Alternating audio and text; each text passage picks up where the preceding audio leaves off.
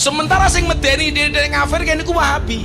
Mila kula bola-bali matur, rada abot, Pak. Lak wong NU niku kon bareng karo PKS niku abot.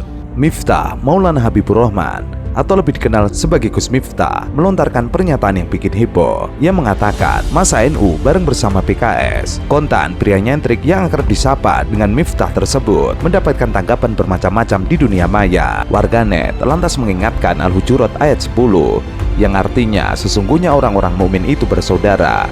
Karena itu damaikanlah antara kedua saudaramu dan bertakwalah kepada Allah agar kamu mendapat rahmat. Ora iso, Gus. NU kok bareng PKS ki ra iso. Lah napa? Karena NU itu identik dengan Ahlussunnah, PKS identik dengan Wahabi. Kula mboten ngomong politik, kok abot ngoten. Miftah Maulana Habibur Rahman atau biasa disebut Miftah mengaku mendapat mandat dari Presiden Jokowi untuk mengawal baca pres Prabowo Subianto untuk sowan ke Kiai Kampung agar didoakan dalam Pilpres 2024. Miftah mengatakan ia diminta mendampingi Mas Prabowo untuk sowan ke para kiai dan pesantren. Meski demikian, Miftah justru mengaku tidak mendapat arahan untuk mendampingi Gibran Rakabuming Raka sebelumnya. Soal Gibran, dari awal Pak Jokowi justru tidak pernah ngomong.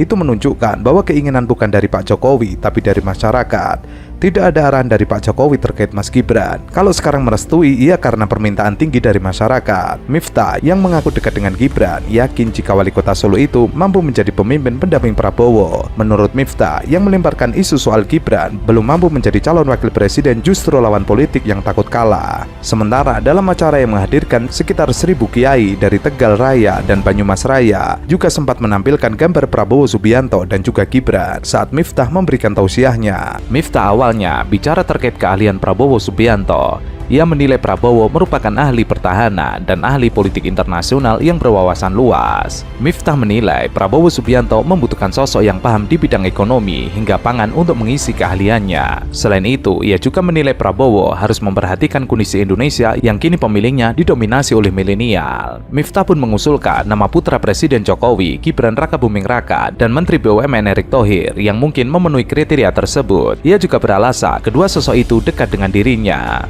Sebelumnya, Miftah sempat membuat geger netizen lantaran komentarnya tentang Caimin dan juga PKS. Tidak ada seorang santri yang kemudian mengajak pecah belah. Tidak ada. Tidak ada.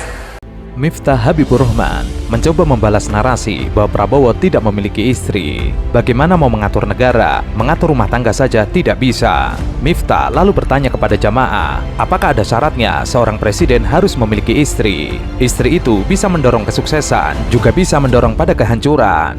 Miftah juga membandingkan Prabowo dengan Vladimir Putin yang tidak memiliki istri. Nyatanya, menurut Miftah, Putin menjadi presiden terbaik di dunia.